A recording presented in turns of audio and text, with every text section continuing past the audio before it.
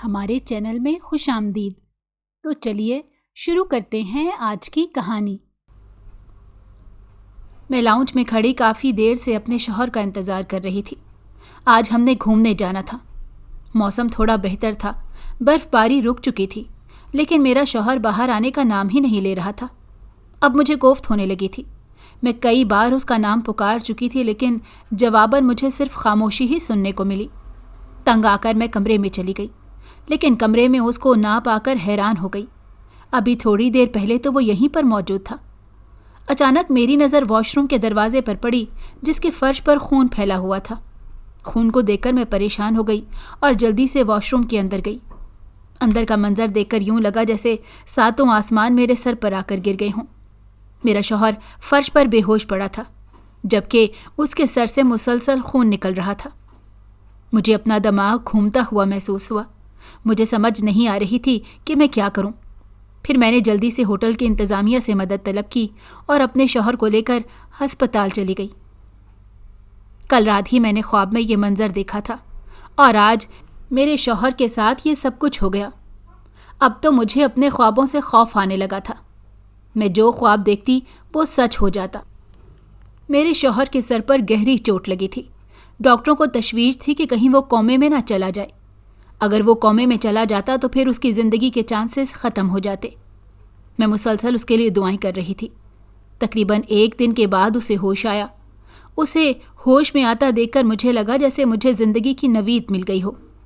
میں اس سے باتیں کرنا چاہتی تھی اور اسے اس کی طبیعت پوچھنا چاہتی تھی، لیکن جیسی اس کی حالت تھی، ڈاکٹروں نے اسے تنہا رہنے کا مشورہ دیا تھا اور کسی کو بھی اس سے ملنے کے لیے منع کیا تھا۔ میں نے گھر میں کسی کو بھی اس بارے میں نہیں بتایا، کیونکہ اگر میں بتاتی تو ایک بڑا مسئلہ بن جاتا۔ میری ساس، جو ہمیشہ سے مجھے پسند نہیں کرتی، اسے ایک اور موضوع مل جاتا جس کی وجہ سے وہ میری برائیاں کر سکتی تھیں اور مجھے سب کی نظروں میں برا بھلا کہہ سکتی تھیں۔ ابھی بھی وہ یہی کہہ رہی تھی کہ میں زبردستی اس کے بیٹے کو گھمانے کے بہانے اپنی ماں سے دور کرنے جا رہی ہوں۔ میں نہیں جانتی تھی کہ وہ مجھ سے کیوں خوفزدہ ہوتی ہیں۔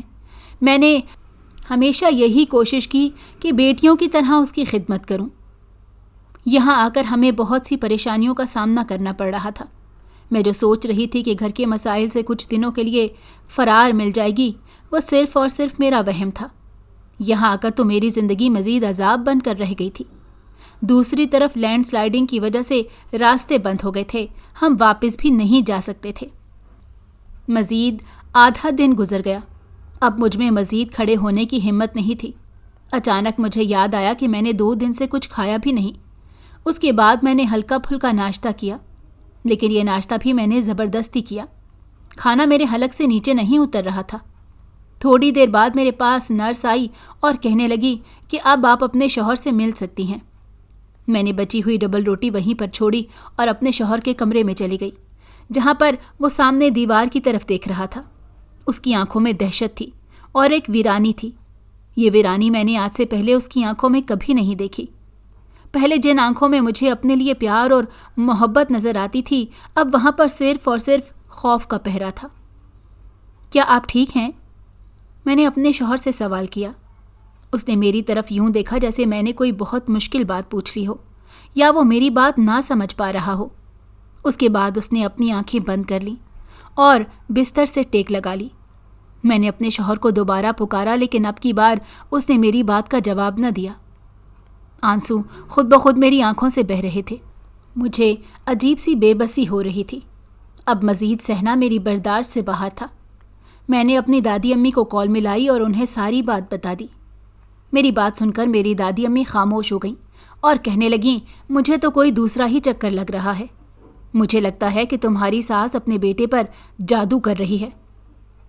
لیکن جہاں سوال یہ اٹھتا ہے کہ اگر وہ واقعی اپنے بیٹے پر جادو کر رہی ہیں تو وہ اپنے بیٹے کو نقصان کیوں پہنچائیں گی؟ اسے تو تمہیں نقصان پہنچانا چاہیے۔ مجھے خود سمجھ نہیں آ رہا کہ میں تمہیں کیا بتاؤں۔ تمہیں بس یہی کہتی ہوں کہ جتنا ہو سکے اللہ کا ذکر کرو اور دعائیں وغیرہ پڑھو۔ انشاءاللہ بہتری ہوگی اور راستے کھلتے ہی فوراً واپس آ جاؤ۔ دادی سے تھوڑی دیر بات کرنے کے بعد میرا دل ہلکا پھلکا ہو گیا۔ ایک سکون تھا جو میرے دل میں اتر گیا تھا۔ دور کہیں سے مغرب کی اذان کی آواز آ رہی تھی۔ اذان سنتے ہی میں وضو کرنے چلی گئی اور دادی کی بتائی ہوئی دعائیں پڑھنے لگی۔ تقریباً 2 دن میں اپنے شوہر کے ساتھ اسپتال میں رہی۔ اس کے بعد ہم دوبارہ ہوٹل میں واپس آ گئے۔ اب میرے شوہر کی حالت پہلے سے بہتر تھی۔ وہ کافی حشاش بشاش معلوم ہو رہا تھا۔ اسے یوں دیکھ کر مجھے خوشی محسوس ہونے لگی۔ اب اس نے دوبارہ نماز پڑھنا شروع کر دی تھی۔ وہ اکثر اوقات مجھے یہی کہتا رہتا، اللہ سے دور ہو جانے کی وجہ سے میرے ساتھ یہ سب کچھ ہو رہا تھا، لیکن اب میں خود تو ٹھیک ہو گیا ہوں، مگر تمہاری طرف سے ایک خوف ہے۔ مجھے لگ رہا ہے کہ کچھ غلط ہونے والا ہے۔ جہاں تک میرا علم مجھے بتاتا ہے، مجھے لگتا ہے کہ میں تمہیں کھو دوں گا۔ میں جانتی تھی کہ میرا شوہر نماز اور روزے کا بہت پابند تھا اور وہ اللہ کے بہت نزدیک بھی تھا۔ اس کے ساتھ ساتھ وہ روحانی عملیات سے واقف تھا، لیکن اس کے باوجود شوہر کی یہ بات مجھے عجیب لگتی اور میں چاہ کر بھی اس پر یقین نہیں کر پاتی۔ 2 دن یوں ہی گزر گئے۔ ایک دن میں رات کے وقت بیٹھی کتاب پڑھ رہی تھی جب اچانک میرا شوہر کہنے لگا، آؤ واک کرنے کے لیے باہر چلتے ہیں۔ اپنے شوہر کی یہ بات سن کر میں ہنسنے لگی اور کہنے لگی، یہ بھی کوئی واک کرنے کا ٹائم ہے؟ اور ساتھ موسم بھی ٹھیک نہیں ہے، باہر کافی سردی ہے، آپ کی طبیعت بھی خراب ہے، آپ آرام کریں، پھر کبھی چلیں گے۔ لیکن میری بات سن کر اچانک میرا شوہر غصے میں آ گیا اور اونچی اونچی آواز میں چلانے لگا، تم سے میں نے مشورہ نہیں مانگا، میں تمہیں کہہ رہا ہوں کہ میرے ساتھ چلو۔ اس کا یہ رویہ دیکھ کر میں حیران و پریشان ہو گئی۔ زندگی میں پہلی بار وہ مجھ سے اس قدر غصے میں بات کر رہا تھا۔ اس کی آنکھیں غصے کی شدت سے لال ہو رہی تھیں، جہاں پر صرف اور صرف ایک ہی تاثر تھا کہ میری بات مانو۔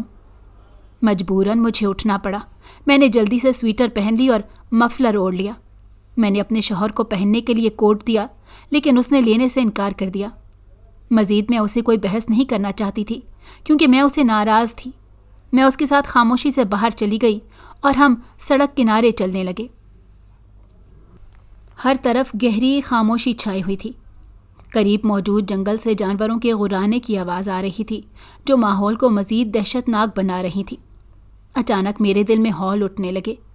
میں نے جلدی سے اپنے شوہر کی بازو پکڑ لی۔ میں نے دیکھا کہ میرا شوہر سپاٹ چہرہ لیے سیدھا چلتا جا رہا تھا۔ اس کے چہرے پر کسی بھی قسم کا کوئی تاثر نہیں تھا۔ مجھے تو وہ زندہ ہی معلوم نہیں ہو رہا تھا۔ اچانک مجھے اس کے چہرے سے خوف محسوس ہونے لگا۔ میں نے آہستگی سے اس کی بازو چھوڑ دی۔ ہم گھر واپس کب جائیں گے؟ اب تو راستے بھی کھل گئے ہیں، میں نے جلدی سے پوچھا۔ میری بات سن کر وہ چند لمحے مجھے دیکھنے لگا اور پھر کہنے لگا، تمہیں تمہاری منزل پر پہنچانے کے بعد میں یہاں سے چلا جاؤں گا۔ اس کی بات بہت عجیب تھی۔ اس سے کہیں زیادہ اس کا لہجہ عجیب و غریب تھا۔ کیا مطلب؟ آپ کا؟ میری کون سی منزل؟ نہ جانے کیوں مجھے اس شدید سردی میں بھی پسینے آ رہے تھے۔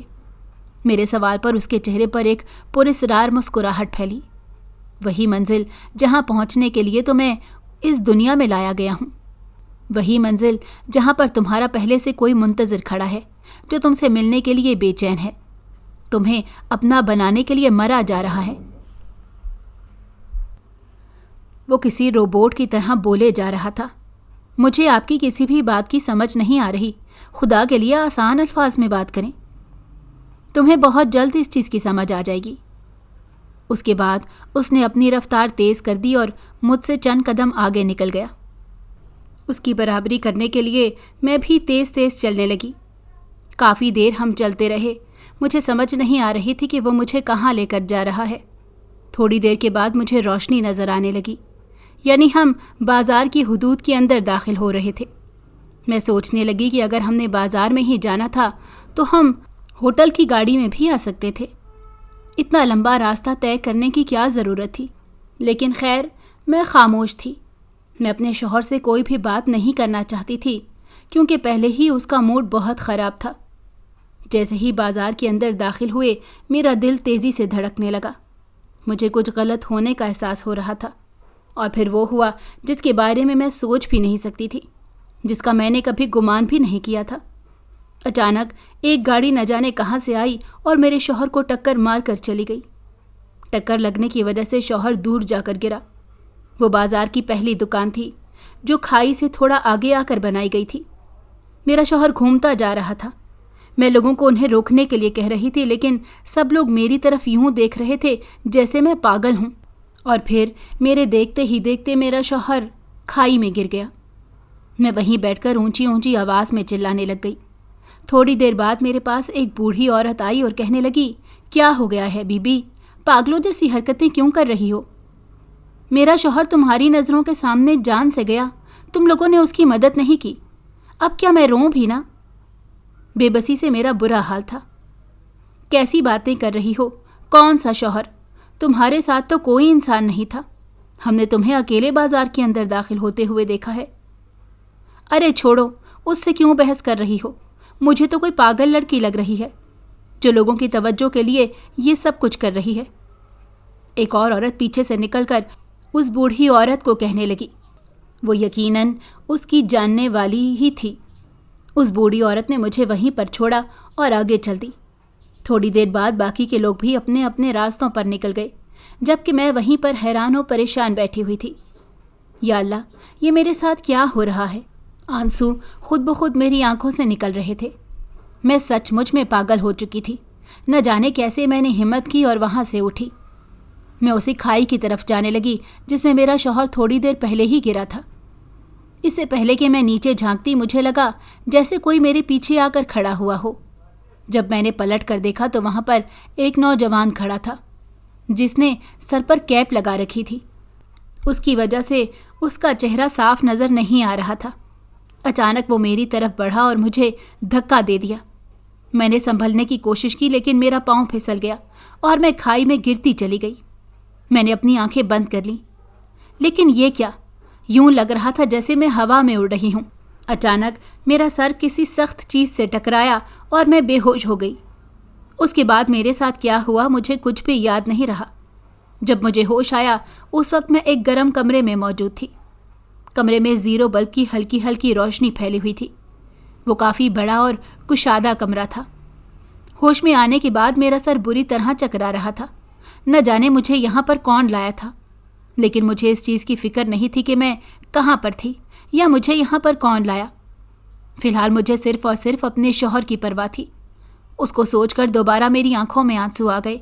मैंने खुद उसे खाई से नीचे गिरते हुए देखा था। फिर लोग मेरी बात पर यकीन क्यों नहीं कर रहे थे? क्यों वो मुझे पागल कह रहे थे? मैंने अपना सर दोनों हाथों में गिरा लिया। अचानक मुझे दरवाज़ा खुलने की आवाज़ आई। मैंने दरवाजे की सिमत देखा, कोई अंदर दाखिल हो रहा था। चूंकि कमरे में अंधेरा था, इस वजह से मुझे उसकी शक्ल वाज़ेहा नज़र नहीं आ रही थी। मैं सिमट कर बैठ गई और आंखें सुकेड़े सामने देखने लगी। अचानक पूरे कमरे में रोशनी छा गई। यकीनन उसने बल्ब ऑन कर दिया था। यकदम आंखों में रोशनी पड़ने से मेरी आंखों में दर्द होने लगा। मैंने अपनी आंखें बंद कर लीं।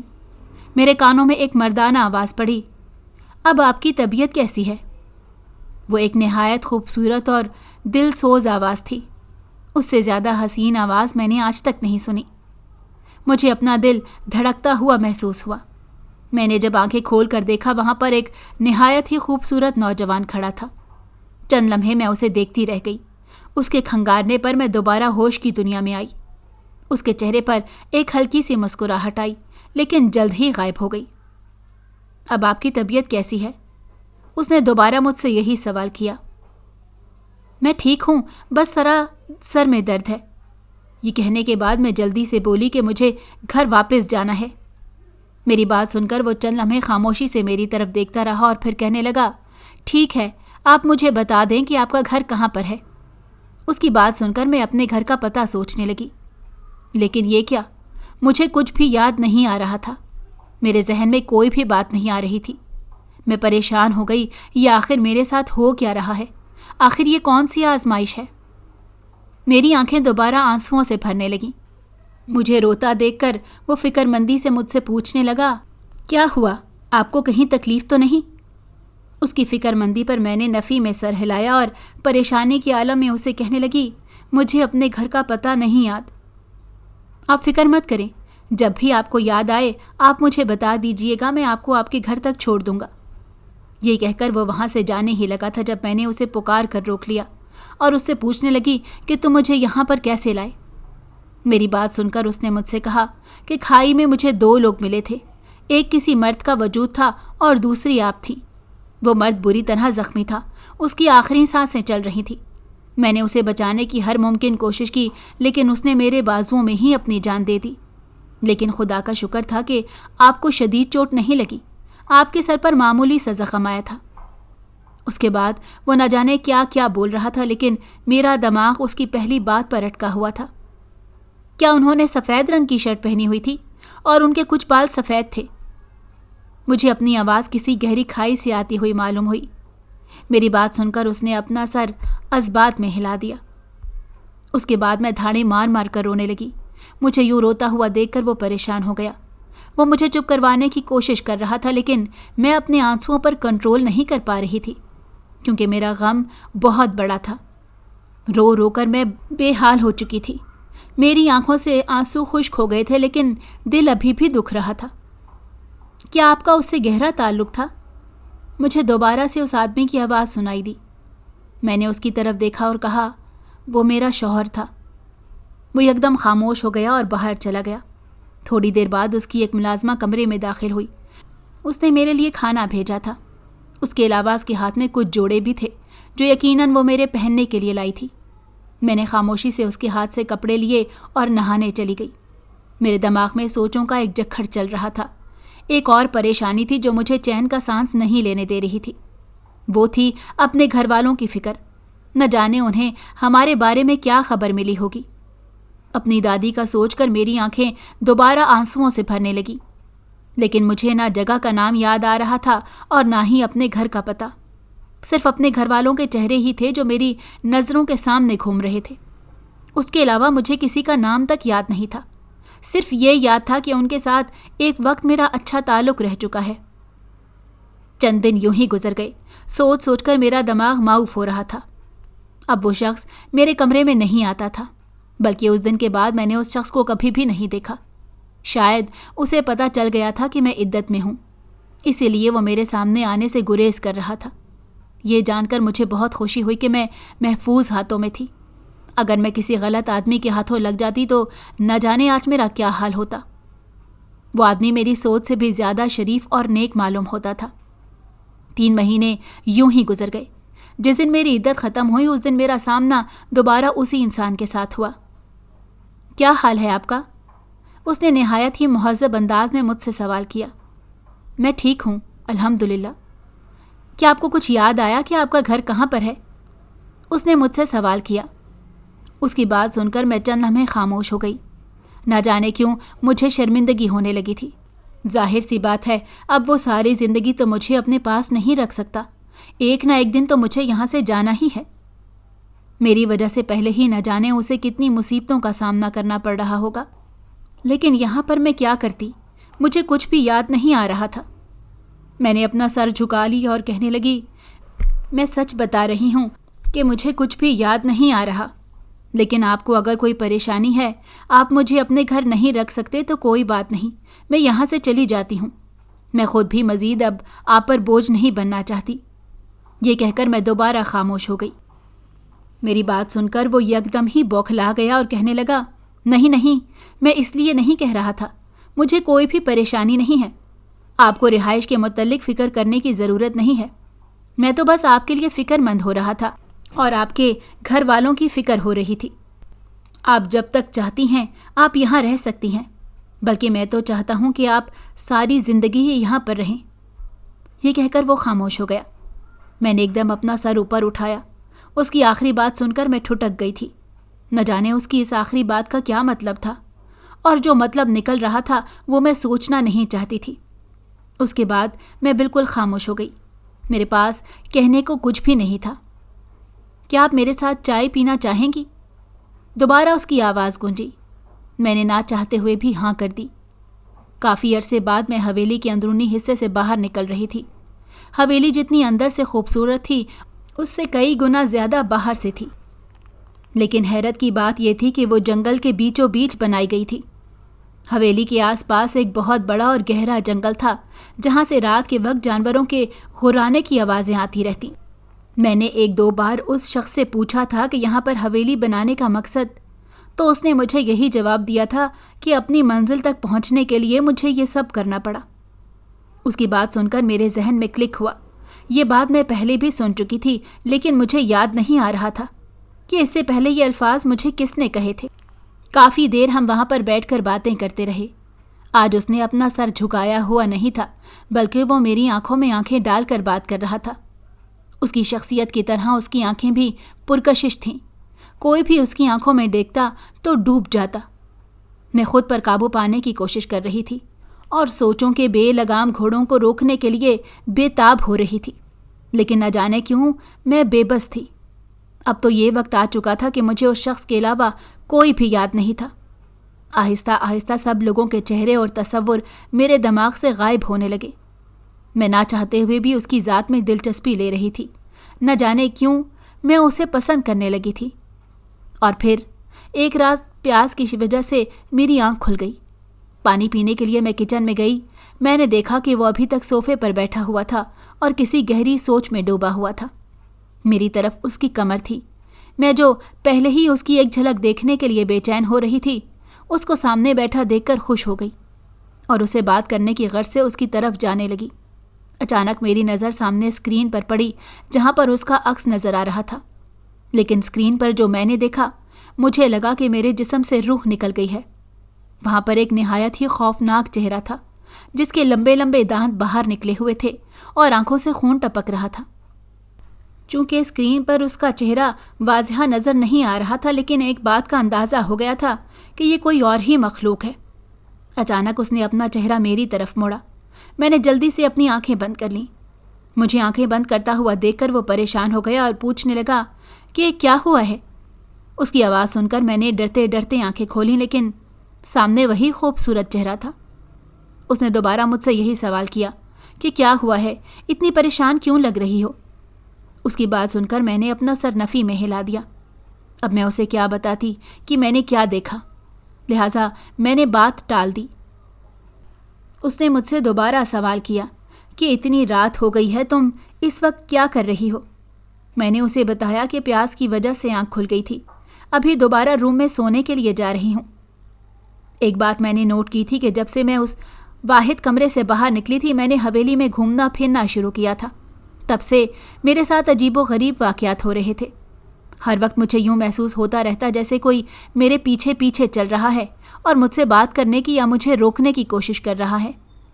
پہلے تو میں اسے اپنا وہم سمجھ کر ٹال دیتی تھی، لیکن اب بات حد سے بڑھ چکی تھی. اب تو میں کئی بار اپنے نام کی پکار سنتی تھی، لیکن جب میں دیکھتی تو ہمیشہ کی طرح کوئی بھی موجود نہ ہوتا. ایک دن میں بہت بور ہو رہی تھی. حویلی میں کوئی بھی نہیں تھا. اس دن مجھے کوئی بھی ملازم نظر نہیں آ رہا تھا، لہٰذا میں واک کرنے کے لیے لان میں چلی گئی. لان میں ایک بہت بڑا برگد کا پیڑ تھا جس پر ایک جھولا لگا ہوا تھا. اکثر اوقات میرا دل چاہتا کہ میں اس پر جھولا جھولوں، لیکن پھر ایک قوت تھی جو مجھے وہاں پر جانے سے روک دیتی.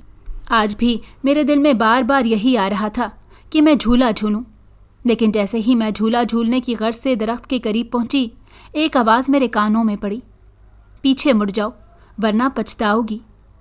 یہ آواز سن کر میں نے اپنے آگے پیچھے دیکھا، لیکن وہاں پر کوئی بھی موجود نہیں تھا. میں نے اس بات کو یکسر اگنور کیا اور جھولے پر بیٹھ گئی. میرے دل میں ایک دم ہی خوف بھر گیا اور مجھے عجیب سی بے چینی محسوس ہونے لگی. مجھے وہاں پر بیٹھے چند لمحے ہی گزرے تھے جب مجھے محسوس ہوا جیسے کوئی مجھے جھولا دے رہا ہو. میں نے جھولا روکنے کی کوشش کی لیکن وہ رک نہیں رہا تھا. میں جھولے سے اترنے لگی لیکن یوں لگ رہا تھا جیسے میں وہاں پر جم گئی ہوں. میں جھولے سے اتر بھی نہیں پا رہی تھی اور پھر آہستہ آہستہ جھولا تیز ہونے لگا اور پھر وہ اتنا تیز ہو گیا کہ میری چیخیں پوری حویلی میں گونجنے لگیں. میں نے رسی کو مضبوطی سے پکڑ لیا تھا، لیکن اس کے باوجود مجھے لگ رہا تھا کہ ایک جھٹکا لگے گا اور میں منہ کے بل زمین پر جا گروں گی. میں نے آنکھیں بند کر لیں اور زور زور سے فرحان فرحان چیخنے لگی. میں اس شخص کو بلا رہی تھی. ابھی میں 2 بار یہ پکارا کہ جھولا یکدم رک گیا. میں حیرت سے اپنی آنکھیں کھولیں تو میں نے دیکھا کہ فرحان میرے قریب ہی کھڑا تھا اور مجھے فکر مندی سے دیکھ رہا تھا، جبکہ میں اس کی رفتار پر حیران تھی. آخر ایسا کیسے ممکن ہو سکتا ہے کہ چند ہی لمحوں میں وہ یہاں پر پہنچ جائے، پھر اسے بھی کم وقت میں جھولا روک دے، کیونکہ جس قدر جھولے کی رفتار تھی اسے روکنے میں بھی بمشکل 1 منٹ لگ جاتا. اب مجھے شدت سے کچھ غلط ہونے کا احساس ہو رہا تھا. مجھے لگ رہا تھا جیسے وہ کوئی عام انسان نہیں ہے۔ میں نے اس سے پوچھا کہ تم چند لمحوں میں یہاں پر کیسے پہنچے؟ لیکن یہ کیا، میرے منہ سے آواز ہی نہیں نکل رہی تھی۔ یوں لگ رہا تھا جیسے آواز میرے گلے میں ہی پھنس گئی ہو۔ میری آنکھیں دوبارہ آنسوؤں سے بھر گئیں۔ مجھے روتا ہوا دیکھ کر وہ پریشان ہو گیا اور کہنے لگا، کیا ہو گیا ہے؟ میں دیکھ رہا ہوں کہ کافی عرصے سے تم عجیب و غریب حرکتیں کر رہی ہو۔ ہر وقت خوفزدہ رہتی ہو یا پھر آگے پیچھے دیکھتی رہتی ہو، جیسے کسی کی پکار سن کر پلٹی ہو۔ اس کی بات سن کر میں دوبارہ آبدیدہ ہو گئی اور اسے اپنے ساتھ ہونے والے تمام واقعات سنا ڈالے۔ میں نہیں جانتی تھی کہ جس کو اپنا ہمدرد سمجھ کر میں یہ ساری باتیں بتا رہی ہوں وہی میرا سب سے بڑا دشمن ہے۔ میری بات سن کر وہ خاموش ہو گیا اور کہنے لگا، فکر مت کرو، آج کے بعد تمہارے ساتھ ایسا کچھ بھی نہیں ہوگا۔ اب سے تمہاری حفاظت میں خود کروں گا۔ لیکن نہ جانے کیوں اس کی اس تسلی پر بھی میرے دل کو چین نہیں آیا۔ مجھے یہ لگ رہا تھا کہ میرے ساتھ جو کچھ بھی ہو رہا ہے وہ سب اس شخص کی وجہ سے ہو رہا ہے۔ کہیں نہ کہیں ان سب چیزوں کا اس شخص کے ساتھ کوئی تعلق ضرور ہے۔ رات کو میں پرسکون نیند سو رہی تھی جب اچانک مجھے ایک لڑکی کے چیخنے کی آواز آئی۔ وہ کم عمر بچی معلوم ہو رہی تھی جو اونچی اونچی آواز میں چلا رہی تھی اور مدد کے لیے پکار رہی تھی۔ آدھی رات کے وقت ایسی آواز سن کر تو کسی کے بھی رونگٹے کھڑے ہو جاتے۔ میرا بھی یہی حال ہوا۔ میرا پورا جسم خوف سے کانپنے لگا جبکہ آواز مسلسل آ رہی تھی۔ اس کے بعد مجھے اپنے نام کی پکار سنائی دینے لگی۔ اب وہ لڑکی چلا چلا کر میرا نام پکار رہی تھی اور مدد کے لیے چلا رہی تھی۔ اپنے نام کی پکار سے میرے رہے سہے ہوش بھی اڑ گئے، کیونکہ ایک بات تو مجھے اندازہ ہو چکا تھا کہ اس حویلی میں کوئی بھی نارمل نہیں ہے اور سب کچھ جو میرے ساتھ ہو رہا ہے وہ کسی اندیکھی مخلوق کا کیا دھرا ہے۔ میں اپنے بستر پر بیٹھی یہی سوچ رہی تھی کہ کیا کروں۔ اچانک مجھے اپنے کمرے کے بیچوں بیچ میں وہ کھڑا ہوا نظر آیا۔ چونکہ کمرے میں اندھیرا تھا اس وجہ سے میں اسے صاف نہیں دیکھ سکتی تھی۔ میں نے جلدی سے ہاتھ بڑھا کر لائٹ آن کی، لیکن جب میری نظر کمرے کے وسط میں پڑی مجھے لگا میرا دل سینے سے نکل کر باہر آ جائے گا۔ وہاں ایک بچی کھڑی تھی جس نے سفید رنگ کا لباس پہن رکھا تھا۔ اس کے لمبے سیاہ بال اس کی کمر پر بکھرے ہوئے تھے۔ اس کی آنکھوں سے خون کی لکیر نکل رہی تھی اور اس کے لمبے لمبے دانت خون سے تر تھے۔ میں تمہیں کب سے پکار رہی تھی، تم میری مدد کے لیے کیوں نہیں آئی؟ اچانک وہ لڑکی رونے لگی اور اونچی اونچی آواز میں چیخنے لگی۔ یہ دیکھ کر مزید میں خود پر قابو نہ رکھ پائی اور بے ہوش ہو گئی۔ جب مجھے ہوش آیا تب میں نے دیکھا میرے سامنے فرحان کھڑا تھا اور فکر مندی سے میری طرف دیکھے جا رہا تھا۔ اسے دیکھ کر میں پھوٹ پھوٹ کر رونے لگی اور روتے ہوئے اسے ساری بات بتا دی۔ میری بات سن کر فرحان کہنے لگا، تمہیں پریشان ہونے کی ضرورت نہیں ہے، میں بہت جلد تمہیں یہاں سے لے جاؤں گا، لیکن تمہیں یہاں سے لے جانے سے پہلے میں تم سے کچھ کہنا چاہتا ہوں، تمہیں اپنے دل کی بات بتانا چاہتا ہوں۔ وہ میری آنکھوں میں آنکھیں ڈال کر بات کر رہا تھا۔ آج اس کی آنکھوں میں ایک الگ ہی تاثر دیکھ رہی تھی۔ اچانک اس نے میرا ہاتھ پکڑ لیا اور انتہائی پیار سے کہنے لگا، میں تم سے شادی کرنا چاہتا ہوں اور تمہیں اپنی زندگی میں شامل کرنا چاہتا ہوں۔ اس کی بات سن کر میں چند لمحے کے لیے خاموش ہو گئی۔ مجھے بالکل بھی اس سے اس چیز کی امید نہیں تھی۔ مجھے سمجھ نہیں آ رہی تھی کہ میں کیا کروں۔ اس کے بعد فرحان دوبارہ کہنے لگا، جب تک میں تم سے نکاح نہیں کر لیتا تب تک تمہیں اپنے دوسرے گھر نہیں لے کر جا سکتا، کیونکہ وہاں پر میری امی اور ابو رہتے ہیں۔ میں اپنے امی اور ابو کے سامنے تمہیں اپنی بیوی کے روپ میں پیش کرنا چاہتا ہوں۔ مجھ سے شادی کرو گی نا تم؟ میرا دماغ بار بار مجھے خبردار کر رہا تھا اور اس سے دور رہنے کے لیے اشارے دے رہا تھا، لیکن اپنے دل کے ہاتھوں مجبور ہو کر میں نے اس کا ہاتھ تھام لیا۔ ویسے بھی اس پوری دنیا میں میں اکیلی تھی اور اس حویلی میں مزید رہنا بھی میرے بس سے باہر کی بات تھی، اسی لیے میں نے اس سے شادی کرنے کا فیصلہ کر لیا۔ میرے اقرار پر اس کا چہرہ خوشی سے چمکنے لگا۔ ایک اور چیز جو میں نے نوٹ کی تھی وہ اس کی آنکھوں کا بدلتا ہوا رنگ تھا۔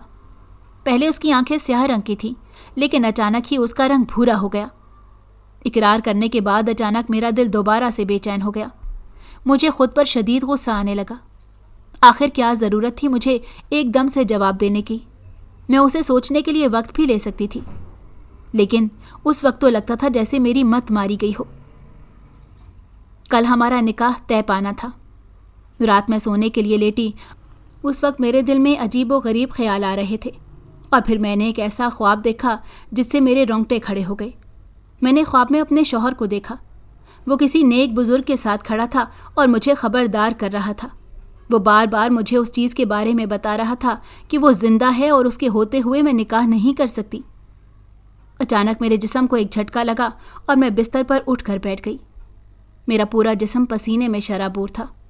ख्वाब में मुझे कई इशारे मिल चुके थे। यकदम ही मेरा दिल हर चीज़ से उचाट हो गया। मैंने घड़ी की तरफ देखा। उस वक्त रात के 3 बज रहे थे। मैं जल्दी से उठी और वज़ू करने लगी। उसके बाद मैंने तहज्जुद पढ़ी और अपने लिए दुआएं मांगने लगी। तहज्जुद पढ़ने से मेरे दिल को एक अजीब सा सुकून मिला था। ये वो सुकून था जिसकी मैं इतने दिनों से मुंतज़िर थी। और उसके साथ ही मेरा दिमाग काम करने लगा। सबसे पहला ख्याल जो मेरे जहन में आया वो मेरी दादी का था और उनका घर था। मुझे अपनी दादी का घर याद आ गया था। मैं जल्दी से जाए नमाज से उठी और फरहान के पास जा रही थी कि उसे सब कुछ बता सकूं, लेकिन न जाने क्यों रुक गई। मैंने सोचा कि सुबह उसे बता दूंगी और सोने के लिए लेट गई। उस रात मैंने दोबारा एक ख्वाब देखा जहां पर मेरा शौहर बार बार मुझे खबरदार कर रहा था कि कुछ भी हो जाए फरहान से शादी नहीं करना। पूरी रात मैं नहीं सो सकी, उसी परेशानी में गुजर गई। सुबह उठकर मैंने दोबारा फजर की नमाज पढ़ी। मेरे ख्वाब हमेशा से सच्चे होते थे। इस बार भी मुझे अपने ख्वाब पर यकीन था। मुझे इस बात का अंदाज़ा हो चुका था कि मैं किसी बहुत बड़े खेल का शिकार हो चुकी हूँ। अब मैंने सबसे पहले अपने बनाए हुए प्लान पर अमल करना था और यहाँ से निकलना था। यहाँ से निकल कर ही मैं कुछ करने के काबिल हो सकती थी और ख़ुद को इस मुश्किल से निकाल सकती थी। अचानक मेरे जहन में अपने तमाम घर वालों के चेहरे आने लगे और उन सब के नाम मेरे जहन में गर्दिश करने लगे। आहिस्ता आहिस्ता मुझे सब याद आ रहा था। मज़ीद ये कि पहले यहाँ पर काम करने वाले जो मुलाजिम मुझे दुनिया के हसीन तरीन लोग लगते थे, अब न जाने क्यों उनसे घिन आने लगी थी। उन्हें देखकर एक खौफ महसूस होता था और बेचैनी पूरे वजूद पर कब्जा कर लेती थी।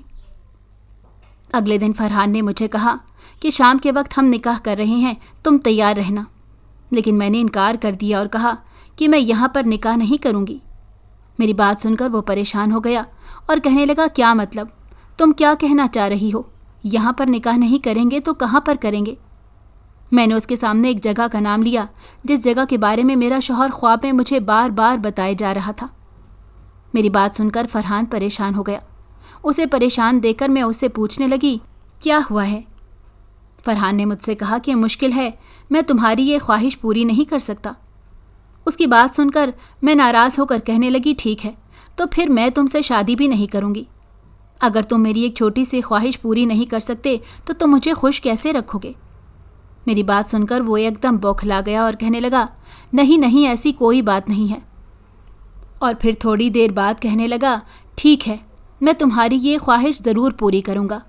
हम उसी जगह पर जाकर निकाह पढ़वाएंगे। लेकिन मेरी एक बात कान खोल कर सुन लो, हम आज ही निकाह करेंगे। इसमें तुम्हारी किसी भी ज़िद को नहीं सुनूंगा। मैं उसकी बात सुनकर कहने लगी, आज ही निकाह करने का क्या मकसद है? आखिर आज ऐसा कौन सा दिन है कि निकाह करना लाजिम हो गया है? मेरी बात सुनकर वो मुस्कुराया और कहने लगा, आज का दिन मेरी मंजिल तक पहुंचने का दिन है। शाम के वक्त मुकर्रर टाइम है। हम उसी जगह पर पहुंच गए जहां पर पहले से ही बहुत सारा इंतज़ाम किया हुआ था। वो बहुत बड़ा शादी हॉल था, लेकिन मुझे हैरत हो रही थी कि जंगल के बीचों बीच इतना खूबसूरत शादी हॉल आखिर किसने बनाया। थोड़ी देर के बाद वहाँ पर मौलवी आ गया। अभी वो निकाह शुरू ही कर रहा था कि अचानक शादी हॉल में हलचल मच गई और लोग आगे पीछे दौड़ने लगे। ये देखकर मैं परेशान हो गई और फरहान की तरफ सवालिया नज़रों से देखा, लेकिन फरहान भी अपनी जगह से उठ खड़ा हुआ। वो चेहरे से बहुत परेशान नज़र आ रहा था। थोड़ी ही देर बाद वहाँ का मंजर बदलने लगा। लोग खौफनाक शक्ल इख्तियार करने लगे और आहिस्ता आहिस्ता वहाँ से गायब होने लगे। अब वहाँ पर शादी हॉल नहीं था, बल्कि एक खंडर था। अचानक मेरा शौहर दाईं तरफ से मेरे सामने आ गया। उसे देखकर मुझे यूं लगा जैसे सातों आसमान मेरे सर पर आकर गिर गए हों। ऐसा कैसे मुमकिन हो सकता है? वो तो मर गया था, फिर वो जिंदा कैसे हो गया? मैं खौफजदा होकर पीछे हटने लगी। मेरे कानों में एक बुजुर्ग की आवाज़ पड़ी जो मेरे शौहर के पीछे ही खड़ा था। वो कह रहा था कि बेटा, हमारी तरफ आ जाओ, फरहान तुम्हें धोखा दे रहा है। वो कोई आम इंसान नहीं है बल्कि एक शैतान जिन है जो तुम्हें अपने मकसद के लिए इस्तेमाल करना चाहता है।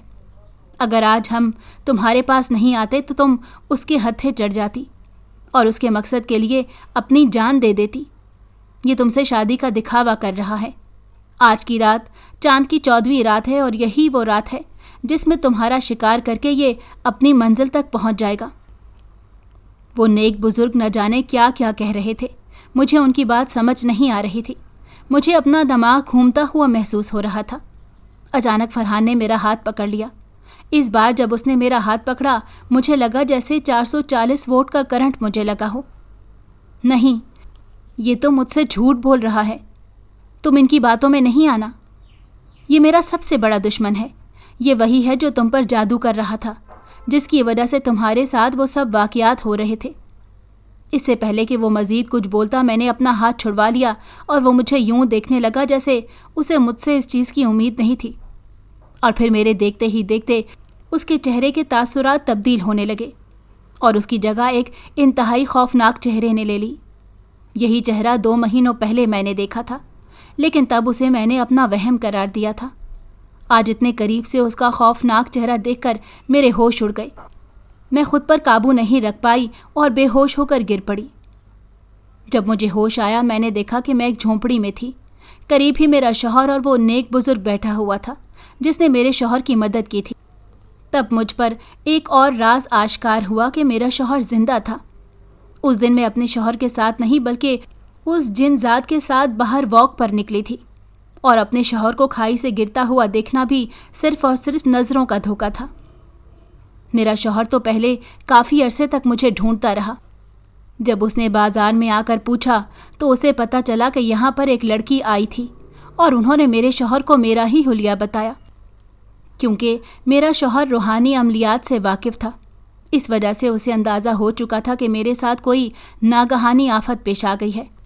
इसीलिए उसने अपने उस्ताद आमिल से राब्ता किया और फिर उन्होंने हिसाब करके मेरे शौहर को बता दिया कि मैं एक जिन जात के कब्ज़े में हूँ।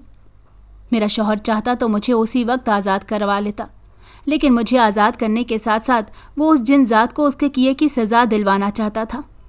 और फिर उसी रात जब मेरा निकाह उस जिन जात से होना था, मेरे शौहर और उस आमिल ने जिन जात को कैद करके जला दिया। अपने शौहर को दोबारा पाकर मैं बहुत खुश थी। हम दोनों घर लौट आए। मेरी सास का रवैया अब मेरे साथ अच्छा हो गया था। जिंदगी पहले की तरह अपनी रूटीन पर वापस आ गई थी, लेकिन इस बार सिर्फ और सिर्फ खुशियां थीं। अगर आपको हमारी कहानी पसंद आई हो तो हमारे चैनल को लाइक करें और सब्सक्राइब कर दें। बेल नोटिफिकेशन को भी ऑन कर दें ताकि हमारी आने वाली हर मज़ेदार कहानी आपको वक्त पर मिलती रहे।